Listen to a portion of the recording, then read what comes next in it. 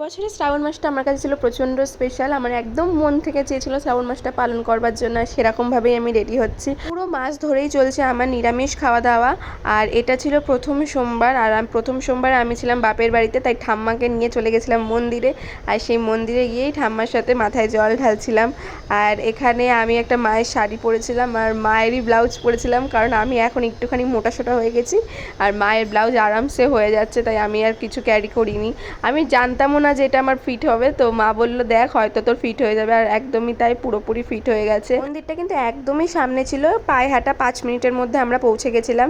আর আমার ঠাম্মা আমাকে বারবার বলছিল আমাকে নিস না ক্যামেরাতে, আমাকে নিস না ক্যামেরাতে, তোর ভিডিও নাকি কত কত লোক দেখে। অনেকেই জানতে চেয়েছিল দিদি তোমার নর্মাল ডেলিভারি হয়েছে না সি সেকশন, বা বাচ্চার ওয়েট কত হয়েছে, বা তুমি কত কি নাম রেখেছো। তো সব কিছুর কোয়েশ্চেনের অ্যান্সারই আমি দেবো, ভাবছি একটা লং ভিডিও বানাই। তো তোমরা কি বলো জানিও। আজকের জন্য টাটা, দেখার জন্য ভিডিওতে টাটা।